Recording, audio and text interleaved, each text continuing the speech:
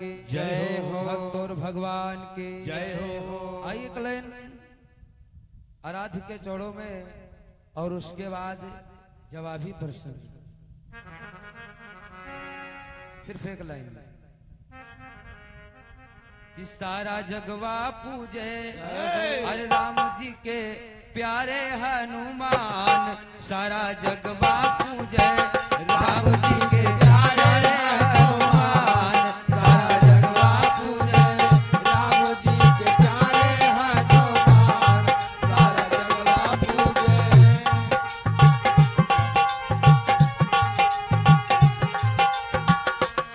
सारा जगवा पूजे हाजी, सारा जगवा पूजे ये हो सारा जगवा पूजे सारा जगवा पूजे। हरे राम जी के प्यारे हनुमान, सारा जगवा पूजे राम जी के प्यारे हनुमान, सारा जगवा पूजे।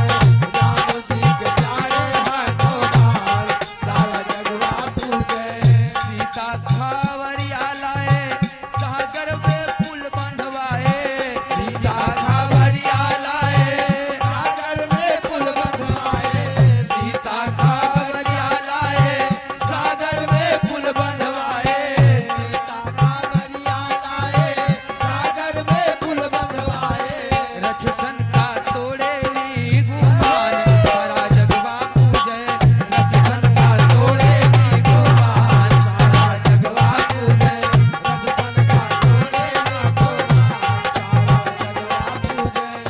हो सारा जगवा पूजे हाजी, सारा जगवा पूजे ये हो सारा जगवा पूजे। हो सारा जगवा पूजे। राम जी के प्यारे हनुमान, सारा जगवा पूजे राम जी के प्यारे हनुमान, सारा जगवा पूजे राम जी के प्यारे हनुमान, सारा जगवा।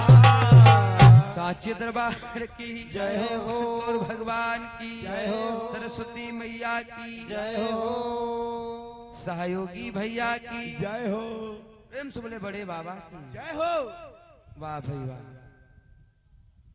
और इसी बीच में हमारे यादव रोहित स्टूडियो यानी जिस भैया का यहाँ पर कैमरा चल रहा है, हमारे यादव रोहित स्टूडियो हरबसपुरवा की पावन धरती से समाज में उपस्थित है भैया जी के द्वारा इस मंडल को 251 रुपए का पुरस्कार मां भवानी भक्ति रे भंडार साचे दरबार की जय हो। और इसी बीच में आ गए हमारे मानित सम्मानित यानी प्रधान जी ग्राम पंचायत गोपालपुर से प्रधान विश्राम यादव जी, जो गोपालपुर की पावन धरती के प्रधान है भैया जी के द्वारा 501 रुपए का पुरस्कार मां भवानी भक्ति रे भंडार साचे दरबार की जय हो। और इसी बीच में आ गए हमारे राजेंद्र चाचा जी यानी गोपालपुर देवा की पावन धरती से समाज में उपस्थित बैठे हुए हैं। चाचा जी के कर कमलों द्वारा 501 रुपए का पुरस्कार मां भवानी सदैव भक्ति भंडार साचे दरबार की जय हो। जय हो। आइए अभी हमारे सहयोगी बड़े भैया जी ने बड़ा ही वक्तव्य अच्छा डाला। हाँ और हाँ क्या? साचत भैया का उपेंद्र के यहाँ कुछ आवत है, हाँ। साचत भैया मैं के यहाँ ज्ञातवास मालूम है। रामू भैया आज हवा मारे तीर काम न चली है। हमने बताया था कि अज्ञातवास से कथा होनी है। व्यास मुनि आए, कहने लगे तुम्हारे 12 वर्ष पूरे हो गए, मैं तुमको प्रतिस्मृति विद्या दे रहा हूं, जिस विद्या के द्वारा तुमको कोई पहचान नहीं पाएगा। उसके बाद जैसे कहा कि अब तुम्हारा अज्ञातवास आ गया है, तुम जाइए विराट के वहां। तो जैसे ही व्यास जी से मिल करके यानी 5 पांडवा चले हैं, तो जब 12 साल पूरे हो गए व्यास जी कहते हैं, तो कहा व्यास जी के बड़े तो तुम हो नहीं। औ का भाई व्यास जी बोले हैं कि 12 साल तुम्हारे पूरे हो गए। लिखा है भैया रामू भैया, अब हम तीर मारे इस काम में चले। है। और हमने तो जरूर कीचकवत तक कथा गाई। हमने पूछा था कि युधिष्ठिर महाराज जब कंक नाम रख करके ब्राह्मण के भेष में विराटपुरी में राजा विराट के वहां आए हैं, यानी मत्स्य नरेश ने मत्स्य नगरी में, तो आखिर उनका गोत्र क्या है? कश्यप गोत्र बताए दे हो। यो नहीं मालूम है कि आज रामायण दिखावे पड़ी। बिल्कुल ऐसे गीत नहीं होगा। रामायण की व्यवस्था रामू भैया करिए आप। बिल्कुल तैयार हो जाओ। तुमका बताइए तो हमरो में यहाँ पूछो। बिल्कुल ऐसे हम तेरे मारे से काम नहीं होगा। तत्काल प्रमाण ले तत्काल देव। और इधर सुनिएगा, हमारे भैया जी ने तत्काल में गीत गा दिया है। और का आप गीता प्रेस उठा करके पढ़िएगा। भगवान कन्हैया से, हाँ दुर्योधन ने नहीं कहा था, भगवान कन्हैया से दुर्योधन ने नहीं कहा कि मैं सुई की नोक के बराबर नहीं दूंगा। पढ़िए जरा गौर से उठा करके। जिस समय आज अभिमन्यु के साथ में, पहली बात कथा तुम गाएगो, जब गावत रहो महाभारत गीता प्रेस से तो विस्तार में गाना चाहिए था तुमको। और का अर्जुन कब लड़ने के लिए गए? इधर से बताया गया भीष्म पितामह, कृपाचार्य, गुरु द्रोण, कर्ण, दुर्योधन इत्यादि महारथियों ने जब विराटपुरी पर आक्रमण धावा बोल दिया तो कहते हैं यानी विराट राजा भयभीत होता। बताया गया कि विराट के साथ में विराट का एक भाई है जिसका नाम है शतानीक। कहने लगा राजन, भीष्म पितामह के आगे कोई टिकने वाला नहीं है, द्रोणाचार्य के आगे कोई टिकने वाला नहीं है, अरे कृपाचार्य के आगे, कर्ण के आगे हम लोगों की कहां पार पाएंगे। अरे हमारी इच्छा है कि जो अपने दरबार में रसोईया है बल्लभ बड़ा पहलवान है, क्योंकि उसने कीचक को मार डाला है। हमारी विशेष इच्छा है उसके साथ में युद्ध करने के लिए ले चलो।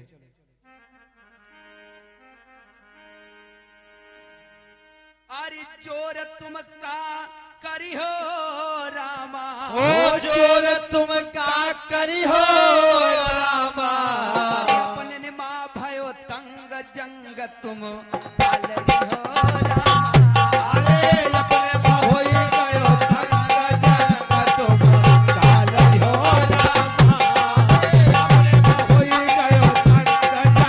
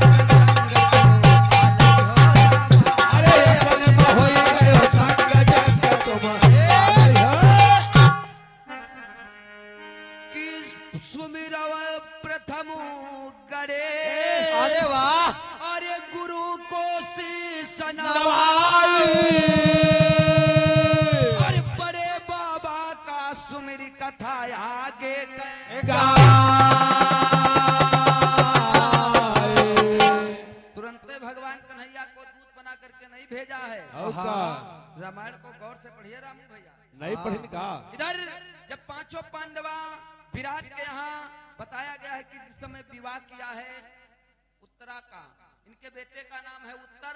शतानीक ने कहा भीमसेन उनको ले चलो, इनका युद्ध कराओ, बड़े बलवान हैं। तो कहते हैं विराट का बेटा उत्तर कहने लगा मैं लड़ने के लिए जाऊंगा। जिस समय लड़ने के लिए चले हैं तो द्रौपदी यानी दौड़ी दौड़ी आई। अच्छा लगे कहा छोटा सा बच्चा, बड़े बड़े बलवान कर्ण, भीष्म पितामह, द्रोणाचार्य यानी इत्यादि इत्यादि बलवान हैं, भला उनके आगे ये छोटे से बालक की कहां चलेगी। और का साज सबली न सजाए, लड़न के युक्ति बनाए, कई द्रौपदी आई बचन तब दीन सुना।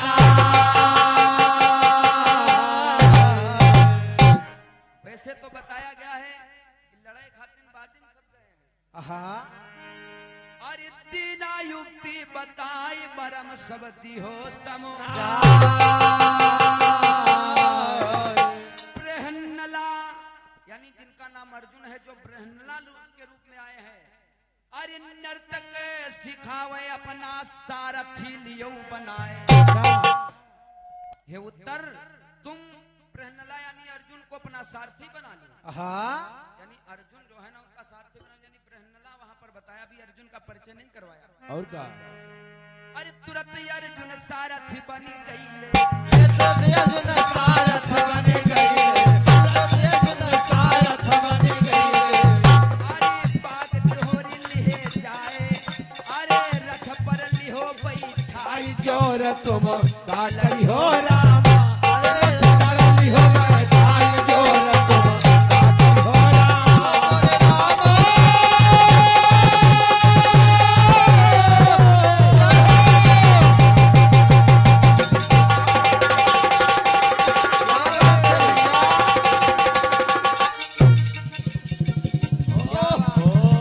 ये है भगवान भोलेनाथ का डमरू। वाह कलाकार।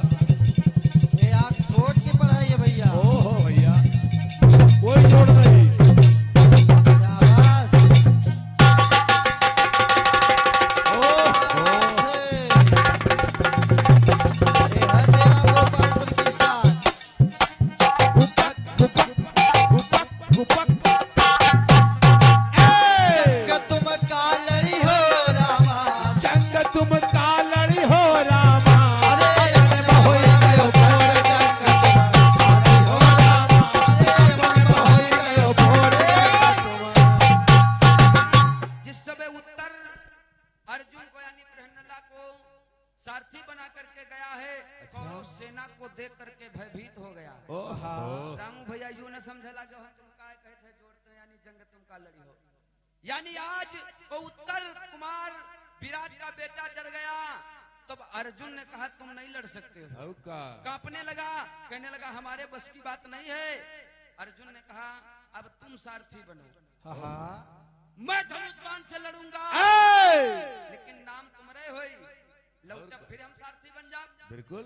ले चलिए वृक्ष के पास, जहाँ पर मुर्दा लटका है, वहाँ पर मेरे अस्त्र शस्त्र हैं। ओहो जैसे ही अस्त्र शस्त्र गांडीव धनुष को उतारा, ए भैया आज वो उत्तर कुमार पूछने लगा आप कौन हैं?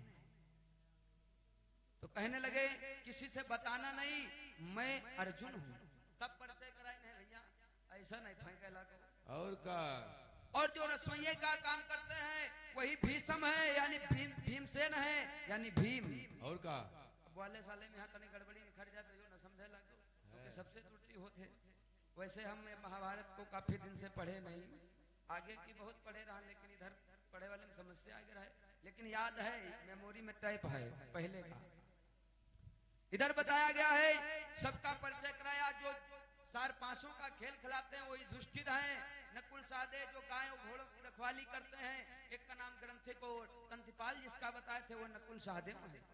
ओहो बड़ा गजब हो गया, हम लोगों ने तुमसे सेवा कराई, और जो तुम्हारी माता सुदेशना की सेवा करती थी, बालों को गूंथती थी, और कोई नहीं, वही द्रौपदी है। ओहो परिचय कराया।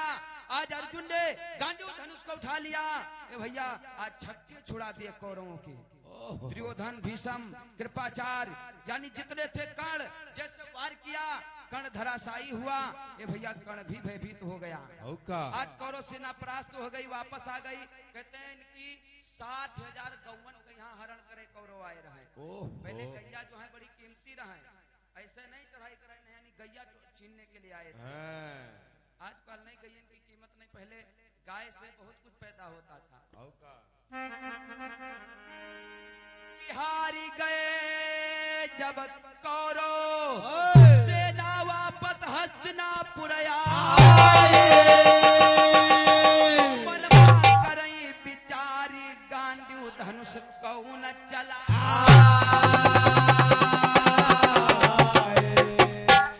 कर्ण कहने लगा हमको हमको भीष्म पितामह कृपाचार्य परशुराम और अर्जुन के सिवा यानी कुछ कुछ विद्वान हैं यानी बलवान हैं जिनके द्वारा मैं परास्त हो सकता हूँ और किसी के द्वारा नहीं।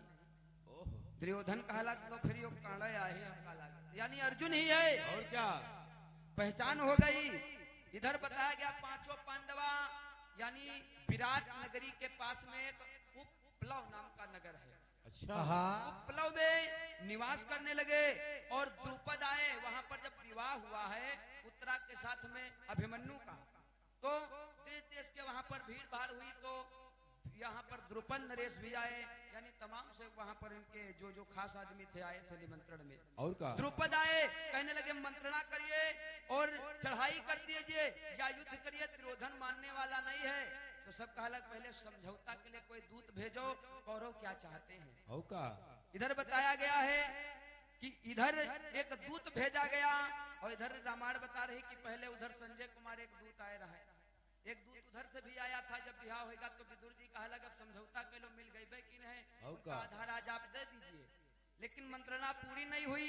तो इधर से एक द्रुपद का दूत गया था, वो कहने लगा देखिए पांचों पांडवा जो है ना वो संधि करना चाहते हैं। वो किसका दूत है? द्रुपद का। जो कहेंगे वो दिखाएंगे कि दूत जब दियो पठाए युधिष्ठिर वचन सुनाए।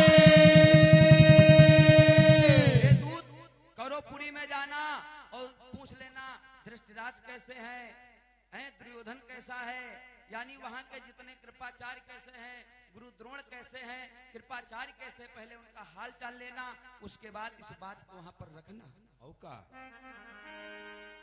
सबके कुशल लीजे पूछ हाल सगरा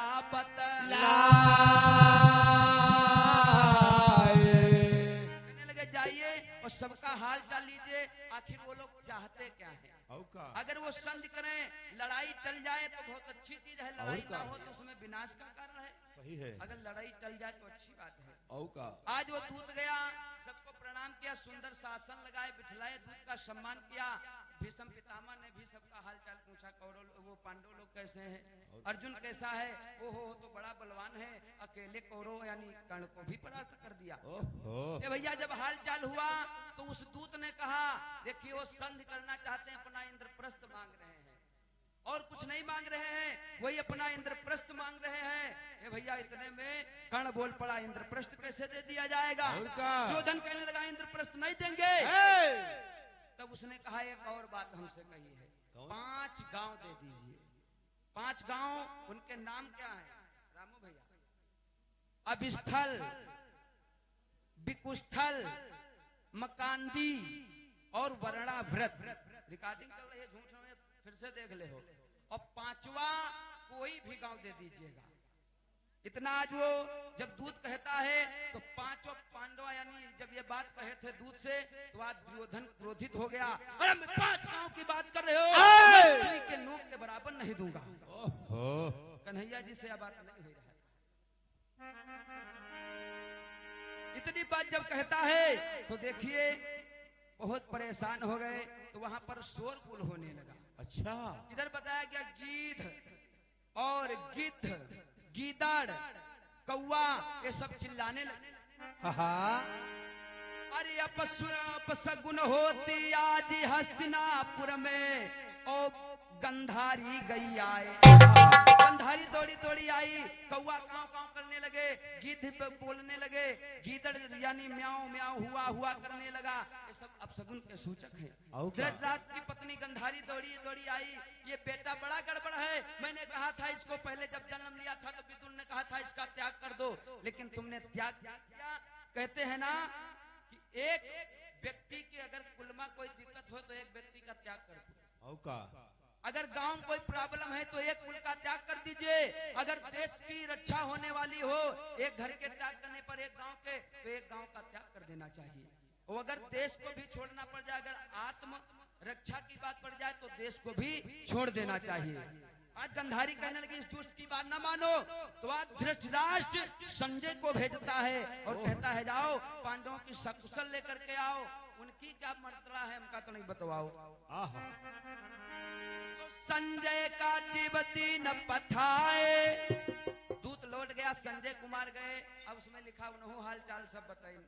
वो भी बताए कि आप लोग क्या चाहते हो, तो कहीं संधि करना चाहते हैं। तो उधर से तब भगवान कन्हैया शांति दूत बन करके आए हैं। अच्छा। भगवान कन्हैया जब शांति दूत बन करके आए, कहते हैं ना बड़ा आदर सम्मान किया है दुर्योधन ने। तब आए खाए पिए बड़ी व्यवस्था करी, जैसे आदमी लालच दे दो तो अपनी तरफ हो जाते हैं। भगवान कन्हैया पहुंचे शांति दूत। अब इनकी कथा ये हो चुकी है, हम नहीं गाएंगे, ये कथा हो चुकी है। जब शांति दूत बन के आए, प्रस्ताव को रखा, तो दुर्योधन ने कहा इसको कैद कर लीजिए। ओह कहने लगे कि कन्हैया को कैद कर लीजिए। ऐसे जाए खाते नहीं, ऐसे नहीं भाग्य रहा, कैद करने की बात। पढ़ी नहीं तो कैद कर लो कुंवर कन्हैया और बानी दीन सुना। तुरंत कन्हैया रूप बढ़ायो, तुरंत कन्हैया रूप बढ़ायो, तुरंत कन्हैया रूप बढ़ायो।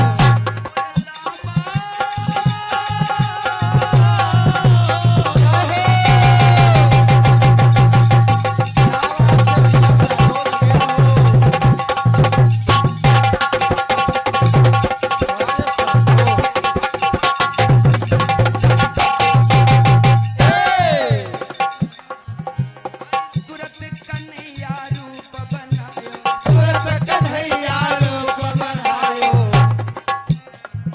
अरे देख गए घबराए। आई जंग तुम का करियो रामा, देख गए घबराई जंग तुम का करियो रामा।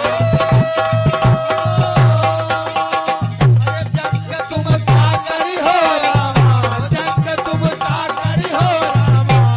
अपने में होई गयो जंग, जंग तुम का करियो रामा। अपने में होई गयो जंग, जंग तुम। इधर बताया गया है जब कन्हैया विराट रूप दिखाए, विषम पितामह वगैरह सब लोगों ने सम्मान किया, प्रणाम किया। भगवान वहां से चले आए। इधर जब देखा कि अब दुर्योधन मानने वाला नहीं है, कोई बात मानेगा नहीं, हमारे भैया जी ने एक और प्रश्न किया है कि कौन तिथि रहा है, कौन दिन है जो कन्हैया जी गए। रामू भैया यह तुम बताइयो, देखियो जो चीज हम पूछब, अगर आप नहीं बता पा रहे हैं तो हम बताएंगे, और जो चीज आप पूछियो अगर नहीं हम बता पा रहे हैं तो आप बताइए रामायण सहित, जो नहीं कि हवा मार के यहाँ तुम पूछो क्वेश्चन और का और 100% हमका लाग रहा तुम झूठ पूछे हो। हाँ हाँ जरूर आपको रिमांड दिखानी पड़ेगी। बिल्कुल। और हम अगर पूछे हो गोत्र झूठ तुमका लागत हो, रामायण मांगो और कहो तो दादा नाम खोल दे हम, और रामायण जरूर देखेंगे कश्यप गोत्र वाले।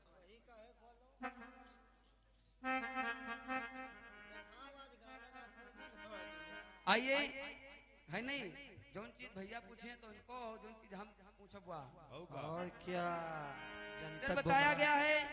जिस समय भगवान कन्हैया इधर चले आए तो कहने लगे अब लड़ाई झगड़ा करना ही पड़ेगा, युद्ध करना पड़ेगा।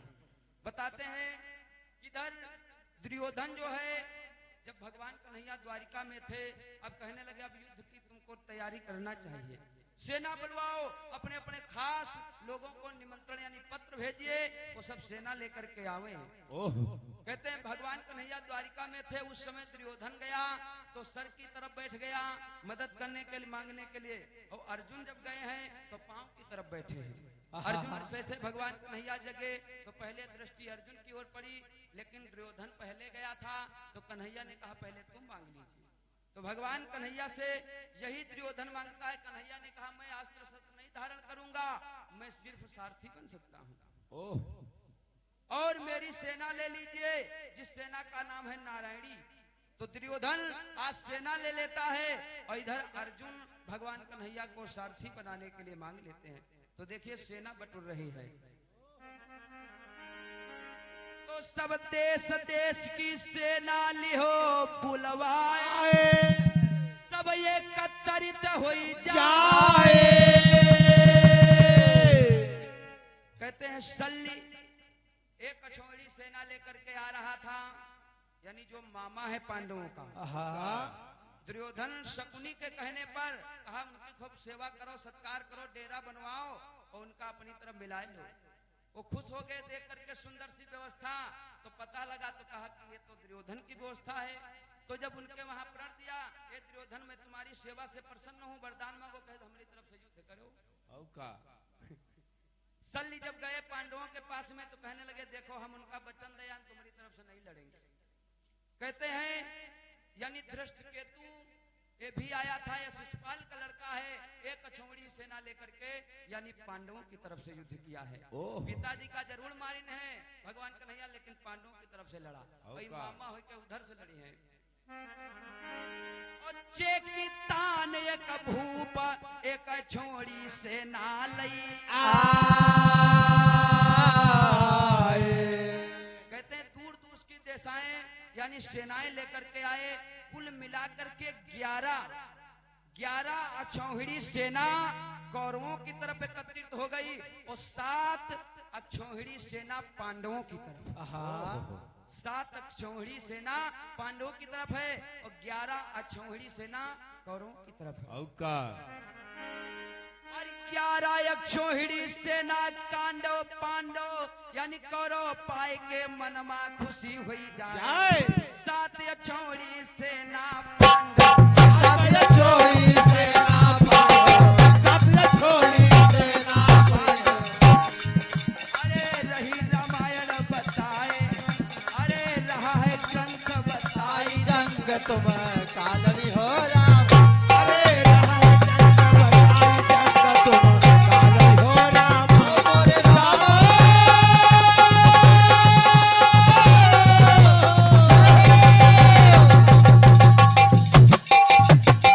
क्या बात है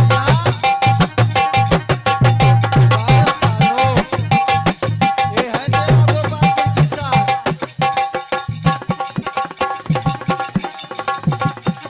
लगे रहो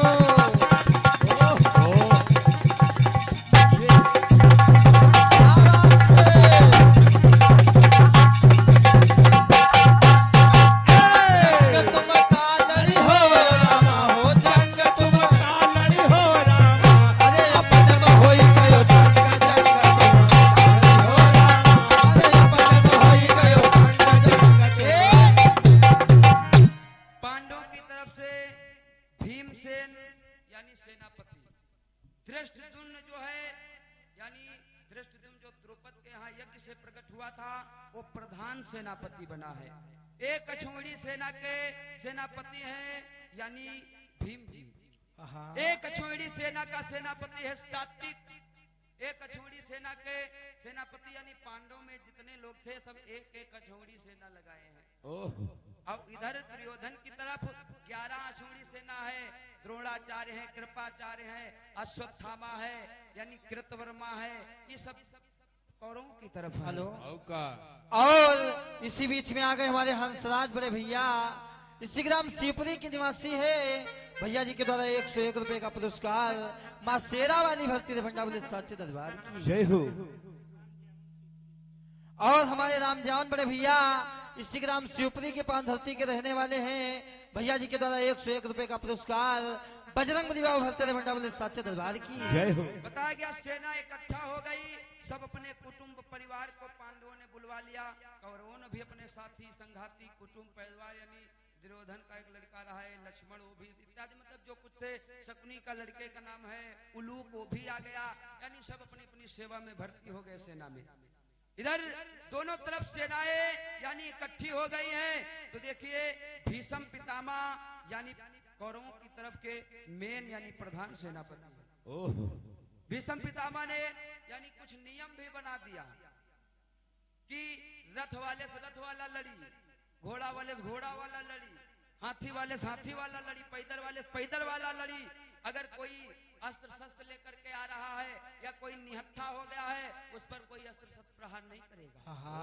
कोई रथ टूट गया है यानी घोड़ा मारा गया, सारथी मारा गया या कोई शरण में आ गया है उसका भी कोई वध नहीं करेगा। जब शाम हो जाएगी तो सब एक दूसरे से नहीं पहले यानी पहले भांति मिले हैं, ऐसा नियम भी है। आजकल वाली लड़ाई नहीं कि लुके हैं छत पर गुम्मा चढ़ाए हैं कहीं मार हुए बंद मार दी हो, ऐसा नहीं। तो युद्ध प्रारंभ के प्रथम अरे युद्ध का नियम बनाए और सबका दिन समझाए भी समय सगिरा सुना। और एक और शर्त लगाई है भीष्म बाबा ने, क्या? जब तक युद्ध करब हम तुम्हारे पक्ष में। कर्ण को समझा दीजिए कि तब तक कर्ण किसी से युद्ध नहीं करेगा। ओहो, यूं नहीं कि कर्ण युद्ध करे, तो कर्ण जब तक भीष्म पितामह बाणों पर सैया पर नहीं गए तब तक लड़ाई खातिर नहीं आया। ओहो, और ये ऐसा शर्त लगायो भीष्म सुनो वचन समझाए हाय और कन्हैया जसुदा कुंवर कन्हैया जसुदा छैया, कुंवर कन्हैया जसुदा छैया।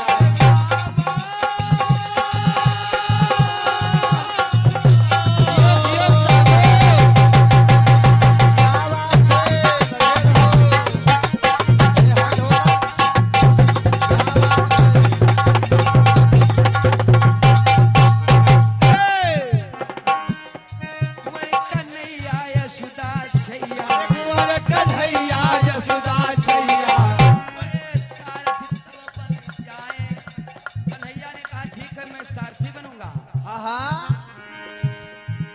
अरे बनब सारथी आए जंग तुम कालड़ी हो राम, अरे बनब सारथी आए जंग तुम कालड़ी हो राम।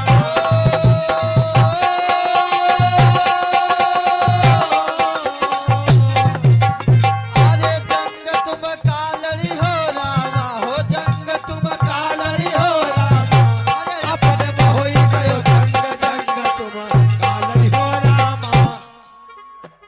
और हमारे परम सम्मानित राजेंद्र बड़े भैया इसी ग्राम शिवपुरी की पान धरती के रहने वाले हैं भैया जी के द्वारा 101 रुपए का पुरस्कार हनुमंत लाल सदैव भक्त भंडा बड़े साक्षी दरबार की जय हो। बताया गया है कि इधर द्रोणाचार्य और भीष्म पितामह कृपाचार्य इत्यादि सब भैया सेनापति बने हैं।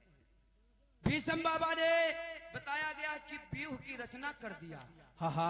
इधर युधिष्ठिर कहने लगे हे अर्जुन भीष्म पितामह ने व्यूह की रचना की है, इस व्यूह को कैसे तोड़ोगे? तो देखिए अर्जुन कहने लगे परेशान मत हो, परेशान मत हो, मैं वज्र अर्भेदी व्यूह की रचना कर रहा हूँ। तो देखिए हमारी कहानी को इसी जगह पर विराम है कि आखिर वो वज्र अर्भेदी जो व्यूह की रचना अर्जुन ने किया है वो कैसी रचना है, आखिर उनका कौन नियम है कि वज्र अर्भेदी व्यूह की रचना ओ अर्जुन दीन तुरंत बनाए भीष्म पितामह व्यूह रचायो और सबका रहे समझाए। उन्होंने व्यूह की रचना किया है। इधर कहा लग हमारे पास 7 छोड़ी सेना है, उनके पास 11 छोड़ी सेना है। युधिष्ठिर घबराने लगे और फिर भीष्म पितामह का कोई टक्कर नहीं ले सकता है। भीष्म पितामह अगर बाणों की सैया पर न जाते तो अकेले कोई उनसे जीत न पाते। द्रोणाचार्य से भी कोई नहीं जीत सकता था, यानी सब अश्वत्थामा वगैरह सब बलवान थे, यानी सब सेना थी। तो वज्र व्यूह अर्भेदी रचना कैसी सबका द्याव समझाए और शंकरों में सगुरु ज्ञान बताए। शंकरों में गुरु ज्ञान बतावे, शंकरों में गुरु ज्ञान बतावे। और राम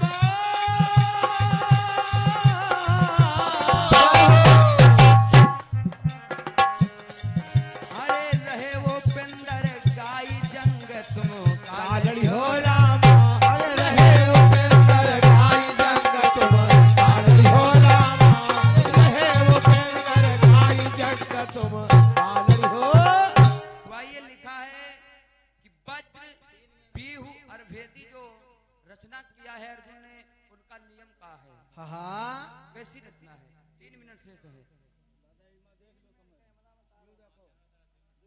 हाँ 2 मिनट शेष है, तो आइए एक कट पीस हो जाए।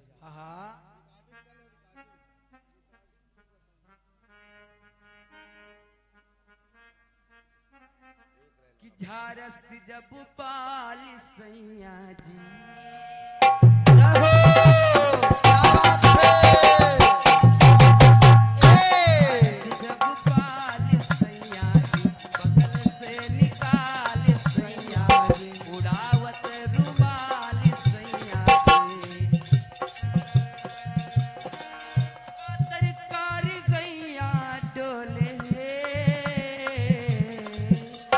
नदिया के बीचे जैसे नैया डोले वसहु मोर सैया डोले नदिया के बीचे जैसे नैया डोले वसहु मोर सैया डोले नदिया के बीचे जैसे नैया डोले मोर सैया डोले। 31 का भाव है। जिस समय भीमसेन प्रतिज्ञा किए थे कि मैं दुशासन तेरी छाती को फाड़ करके ओहो। लहू को पीऊंगा, ऐसे थारे पसीना बहात। द्रौपदी प्रण किया था कि जरूर मेरी प्रतिज्ञा को मेरा पिया पूरी करेगा। आहा, इसमें दुशासन की छाती को फाड़ करके भीम खून को पी रहे हैं और अंजलि में लेकर के आ रहे हैं। द्रौपदी ने देखा आवत खुशहाल सैया जी